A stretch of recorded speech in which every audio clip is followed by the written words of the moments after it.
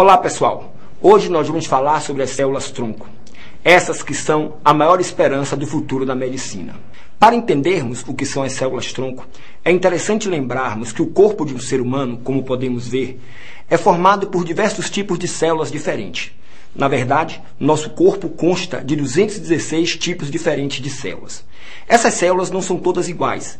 Podemos notar que cada tipo de célula é especializado em uma determinada função. Assim é, por exemplo, que nossos neurônios são especializados na transmissão dos impulsos nervosos. As nossas hemácias na corrente sanguínea especializam-se no transporte de gases pelo sangue. Já, por exemplo, uma célula adiposa é especialista em armazenar gordura. Entretanto, nem todas as células do nosso corpo são especializadas. Nem todas as células têm uma função determinada, uma função específica. Existem certas células muito especiais, que são as chamadas células-tronco. Ora, Caio, se essas células não são especializadas, para que elas servem? Se elas não têm uma função específica em meu corpo, para que essas células estão presentes em meu organismo? Gente, essas células, por serem indiferenciadas, por não terem uma função já determinada, elas apresentam uma propriedade fundamental, que é a chamada capacidade de diferenciação. Uma célula-tronco, ela é capaz de se transformar, ela é capaz de dar origem a praticamente qualquer outro tipo de célula do seu corpo. Assim é que uma célula-tronco pode dar origem a uma hemácia, uma célula-tronco pode dar origem a um neurônio, uma célula-tronco pode dar origem a uma fibra muscular. Existem em nosso organismo dois tipos básicos de células-tronco. São elas a célula-tronco embrionária e a célula-tronco adulta. Essas duas células diferenciam-se basicamente pelo seguinte. Para entendermos o que caracteriza uma célula-tronco embrionária, vamos lembrar que todo ser humano inicia a sua vida com uma única célula, chamada célula-ovo ou zigoto, que resulta da união do espermatozoide com o óvulo no processo de fecundação. Lembre-se que logo após sua formação, o zigoto inicia uma série de divisões mitóticas, chamada de segmentação. Logo, o zigoto transforma-se em um embrião pluricelular. 5 dias após a fecundação, o embrião humano é uma pequena bola oca de células chamada blastocisto. Como podemos ver, no blastocisto temos duas partes. O trofoblasto, que é essa camada externa de células, responsável por dar origem à placenta, e uma massa interna de células, chamada embrioblasto. São essas células internas do blastocisto que são as células-tronco embrionárias. Essas células são responsáveis por dar origem a todo o novo organismo que será formado. Para isso, elas têm uma propriedade chamada pluripotencialidade. O que são células pluripotentes, Caio?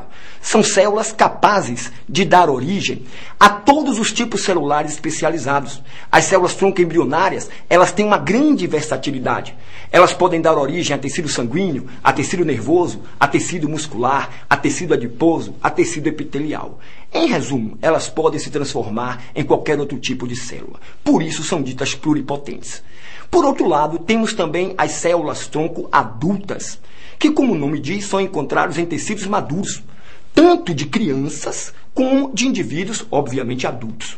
Podemos encontrar células-tronco adultas, por exemplo, na medula óssea, no cordão umbilical, na pele, no cérebro, até mesmo na polpa dentária.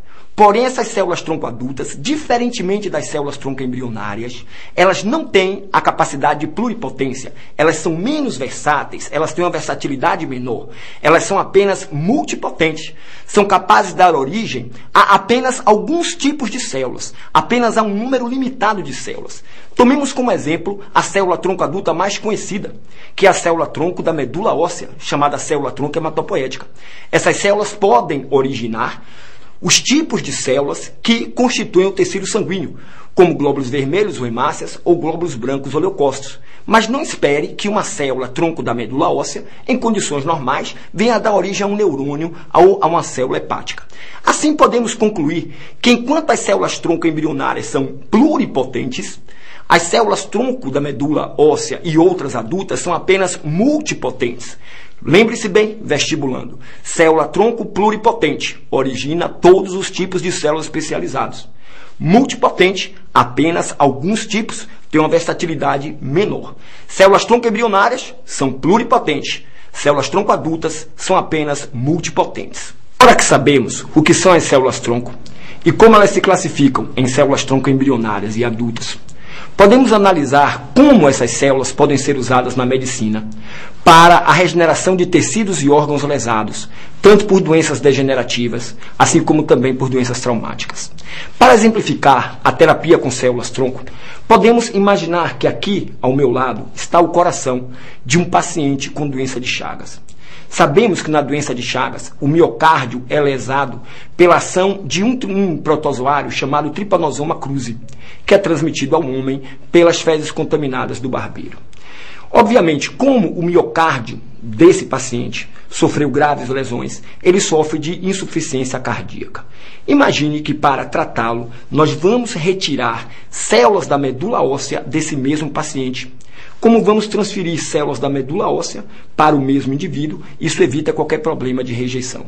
Então, retiraremos células da medula óssea e transferimos para as áreas do miocárdio que estão lesadas. O que podemos esperar? Que essas células-tronco no coração venham a se desenvolver em células musculares cardíacas, regenerando o tecido cardíaco muscular e, consequentemente, melhorando bastante a saúde desse paciente. Isso já está sendo feito tanto no Rio de Janeiro, como em São Paulo, como aqui na Bahia. É isso mesmo, pessoal.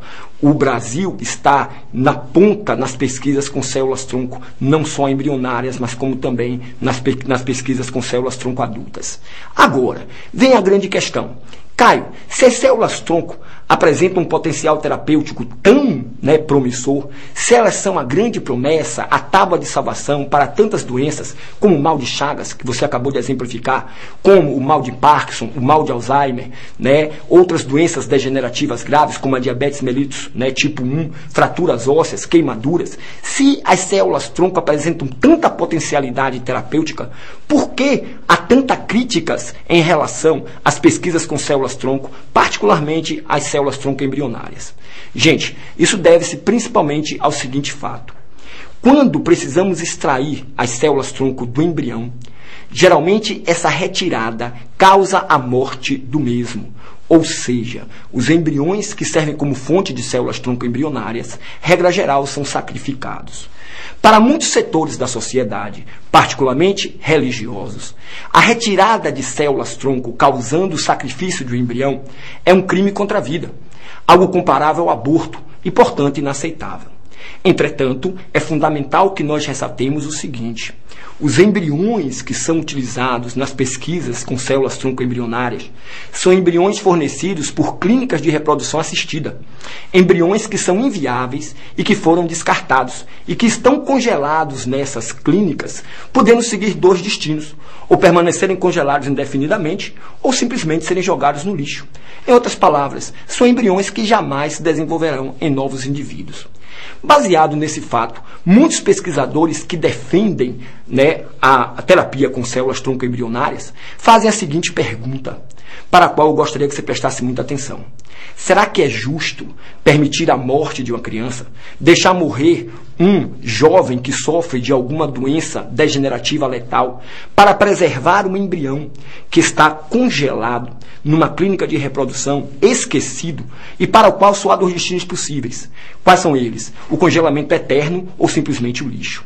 O Brasil já respondeu essa questão e, em março de 2005, foi assinado pelo Congresso Nacional a Lei de Biossegurança, que permite pesquisas com células-tronco no Brasil, desde que estes sejam embriões inviáveis, com mais de 3 anos de congelamento, com a anuência dos pais, dos progenitores. Ok, pessoal, então chegamos ao fim de nossa aula. Espero que eu possa ter contribuído para a sua grande vitória no vestibular. Boa sorte, estamos torcendo por você. Muito obrigado.